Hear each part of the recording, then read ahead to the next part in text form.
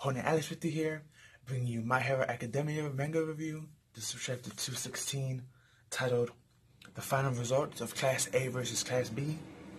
The chapters all came out earlier this week, so I'm going to be doing them all today, hopefully. But this was a really good chapter. It had continued with the results of Class A versus B, like the title states.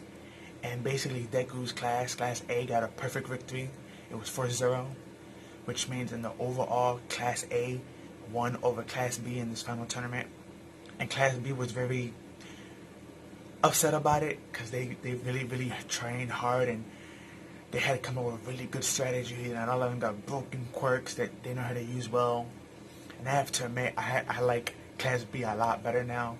I still don't like Monoma, I think he's annoying, but I like everybody else so far. And it's sad that Class B didn't get the spotlight and win this time, but it is what it is.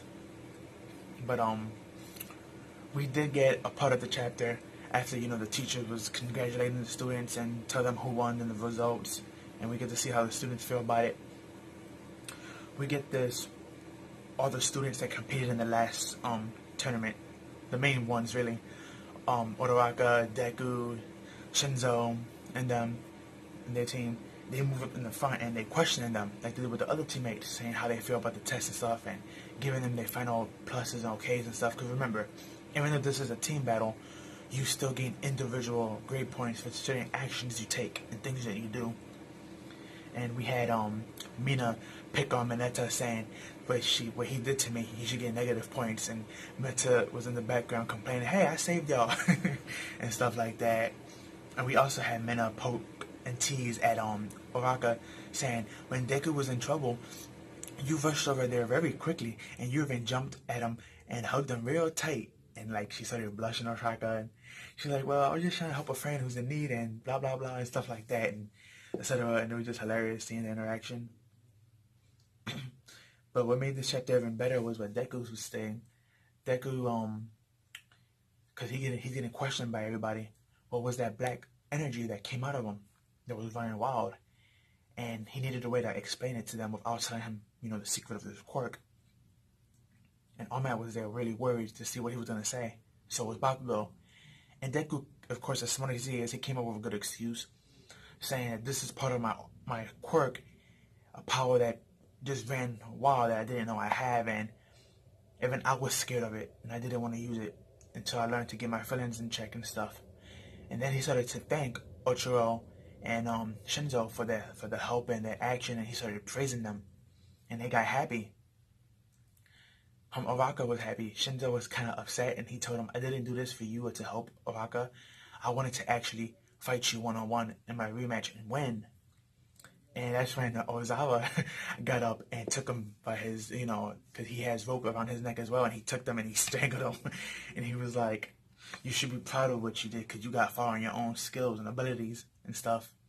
And you had all the teachers and the students in the background, you're saying, "You're going too far." He did all that and then pat him in the back afterwards. He was like, "Okay, whatever," but it was hilarious. But after that, they states that thanks to his way of ability of thinking and calculating the battle and the way his movements are and the way he trained and fight with that rope, that he actually did his job. And guess what? He passed.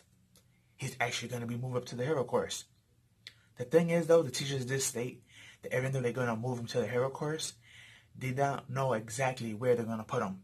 So he's going to either end up in A or B, but they're not sure which one yet.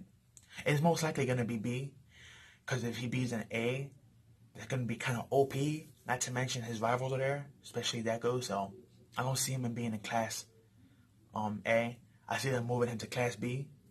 Or who knows, maybe they make a third class called Class C, and they may throw him in there and some other students that also has potential, that their quirks are not OP like the rest. That's also a possibility that we can't throw out the window. But after they praised him and stuff and they passed, he passed, we had this really interesting end of the chapter where Deku started thinking, my body should have broke, but something happened. What did Mineta do to me? Cause I know he had touched me, and when he touched you, you can swipe your quirk. So Deku's thinking, what happened? He's trying to process that. Then we get the end of the chapter where Ozawa tells Manama, I need you to come later on to Irie's place. And that's when the chapter ends. Now we know Irie's powers is able to revert things. She can either revert your physical form or your abilities, but she can also increase them. So I'm thinking, since Monoma powers is to swipe someone's powers and use it, and he can do multiple people's, what if he found a way to swipe Irie's quirk where he can learn how to master it and then teach her? Maybe that's why Deku didn't feel no pain when he got hit, when he was supposed to. That's just my theory, but something very fishy is going on between Nozawa, Irie, and Monoma. Monoma's quirk is broken. The fact that he can swipe your quirk and make a copy of it for himself and use it, and he can copy multiple quirks and switch between them. He can't use them all at the same time, but he can at least switch in between them. So that's pretty broken. People sleep on him because his bad personality and all, and how annoying he is. But he does have a great quirk, and he's a really good thinker on top of that. So it may not be OP on like power level scales, like how Deku and Todoroki and Bakugo is. But in terms of usefulness, if done well, that can be a very dangerous quirk. He's just like Mineta, very dangerous quirk if used wisely, and depending on the situation as well. But I can't wait to see what happens next episode between Irie and Nozawa, and then, Deku's gonna find out and go in to, sneak around and see what happens. He can't process what happened to him before, when he should have took damage when he took that blow from the face, from double impact, or twice impact, I believe it's called, from that big guy of Class B, when they fought. So he's still trying to process all that. But the fact that Irie's name was name dropped in this chapter, and the fact that Manoma has to go see her, and as I was the one setting this up, most likely they most likely using him for Irie, maybe to swipe her quirk, and since he's more experienced at taking people's quirk and using them better, maybe that's how they're gonna make Irie control her quirk. Maybe he's gonna keep swiping a copy of it and using it, and once he masters it, they're gonna force him to teach her so she can be able to control her quirk. That way she can actually move on in life and go to civilization, and she can talk to people, she can chill, she won't always be on the lockdown because she has control of her powers. That's just my thought and opinion on it. But comment down below what you think about it, and if you like the chapter, tell me what you thought about it. If you haven't read the chapter, go read it. If you already read it, go read it again. Really great chapter, great stuff. It was kind of short this week again, but it was real good.